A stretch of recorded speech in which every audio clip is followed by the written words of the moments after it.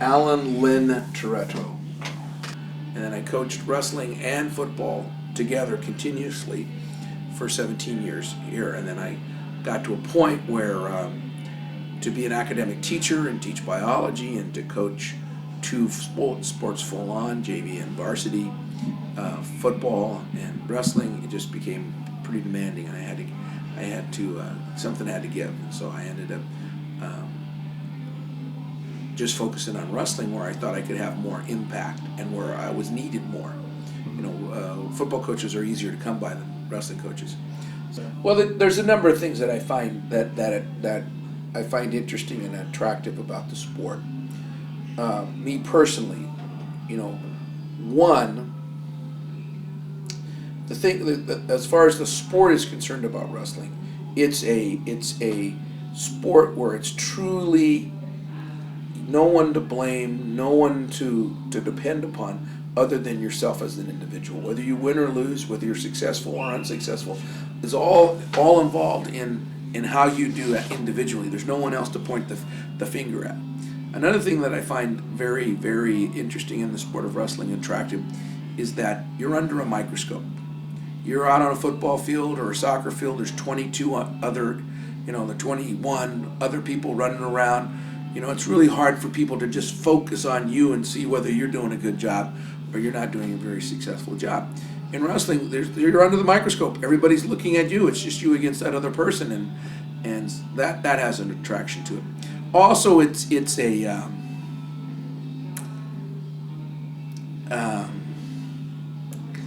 I don't know, for want of a better word, it's a manly, warlike, barbaric, combative type of activity. To get your pride as a quote man, putting a basketball through a hoop and going nothing but net. That's a nice little skill.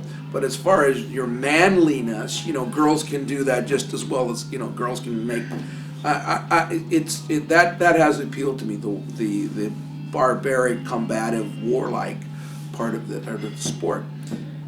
Also, I can identify with the type of kid that comes out for wrestling. They're to use a term, and also the people I coach with, the guys I coach with, I have a lot of respect for them because they're men of the same ilk. I learned that in English class a long time ago, where they're similar, have similar values, similar goals, similar likes and dislikes and stuff. And it's not saying that I can't carry on a intellectual conversation with someone, and every year I compete against the academic team, and we whip the varsity academic team more times than they've ever whipped us. But it's just that there's that type of attraction too, because I like working with these kids. So many times I see myself as a high school kid when I'm working with them. So that's another attraction that I have for it. And then I think another attraction, this is a very important goal, is you hope that you are involved in wrestling and you can have an effect in guiding them in life choices and helping them be better people, helping them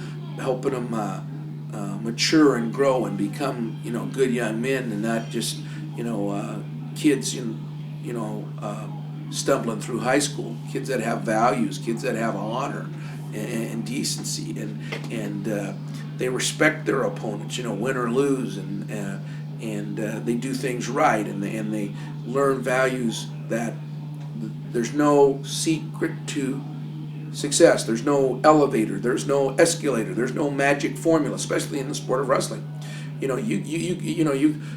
Everybody wants to be in, I want to be a champion. I want to be the best and stuff like that. But in wrestling, it's all about hard work, and you have to work. You've got to take the stairs. There's no escalator or elevator to the top, and that the sport does reward those who do work hard, that do pay that price.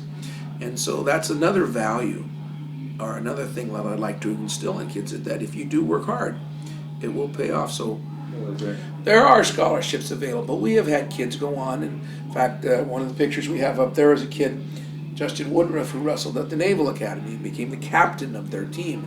He was featured in their program. We have kids, Brody Barrios and Andy Kim right now are wrestling at Cal Poly San Luis Obispo. I'm sure a couple of the kids from our team this year, especially Pat Payne, he's got offers from Nebraska, Cal Poly, UC Davis, and so on. Joe Baker's going to go on and wrestle at the Naval Academy. We have a kid, Corey Farkas, a heavyweight that wrestles for us right now, who is actually not wrestling in college, but he's wrestling as a special athlete for the United States Air Force. And that, he's in the Air Force, and he has a job in the Air Force, but he trains and represents the Air Force when he wrestles. So we have kids doing that. But a kid's goal, in my opinion, and it was the same when a kid played football, a kid should not be out for a sport with the goal that my goal is to earn a scholarship. The reason why a kid should be out for that sport is because they love it, they enjoy it, it's part of their identity, they're part of who they are. If the scholarship comes, then that's wonderful. But if you go into any sport, whether it be tennis or volleyball or swimming, and go, my goal is to get a scholarship, then you may be setting yourself up for disappointment.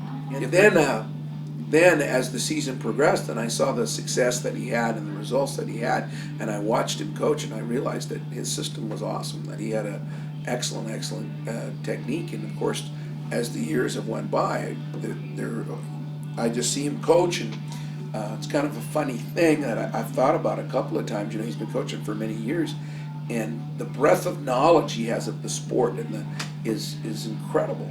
It's incredible. I mean, he has so much he can teach, and his working with the young kids and caring about them and wanting them to be good people, and trying to hold the whole thing of wrestling together, because it's so demanding, the whole making weight, getting guys at the right weight classes, trying to get guys off of injuries, keeping guys eligible.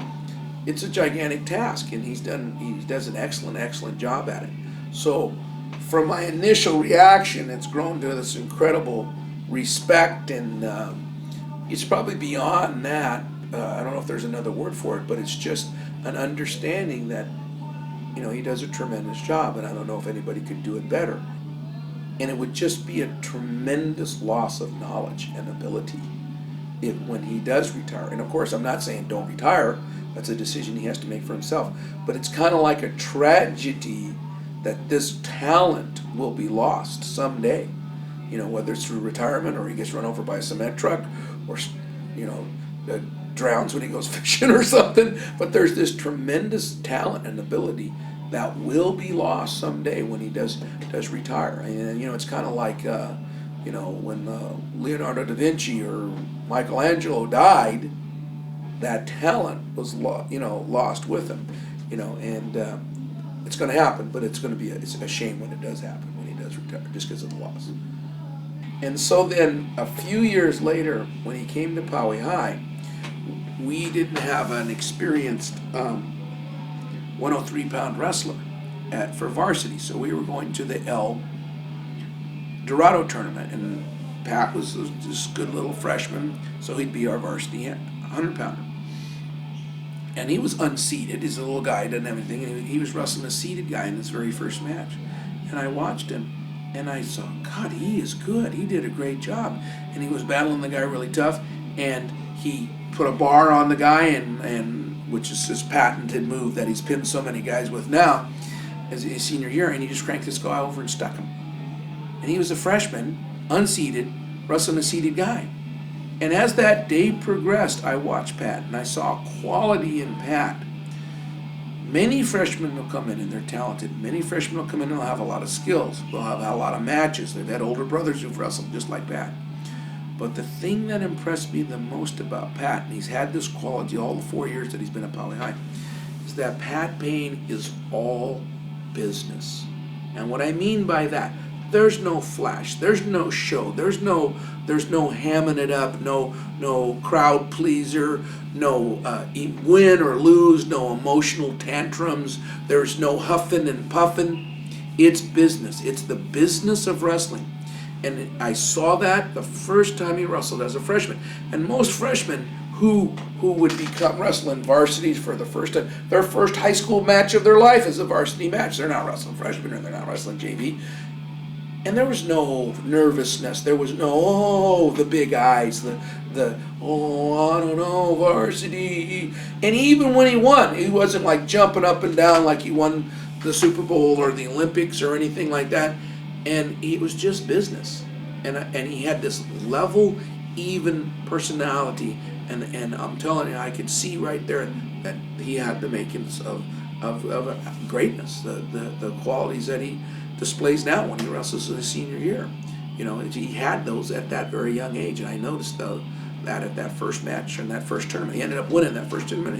He ended up, I think, pinning 4 guys. But I think probably his greatest match this year, greatest accomplishment, where he had a tough match, I think in the semis, with a kid, I want to say his name's Creeps or Crippus or something like that.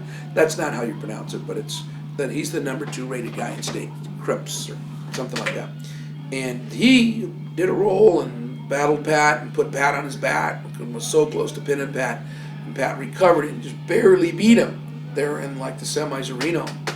And then a month later or so, month and a half later, he wrestles that same kid in the finals of 5 counties. And I think he pins him like in the first period. And so it wasn't the close match and close battle they had. So that's probably the most impressive match that I saw him wrestle so far this year. But he does have other matches ahead of him at the state meet. Mm-hmm. Joe's had a lot of injuries this year. He hurt his back or shoulder earlier in the year, and then he's hurt his ankle here.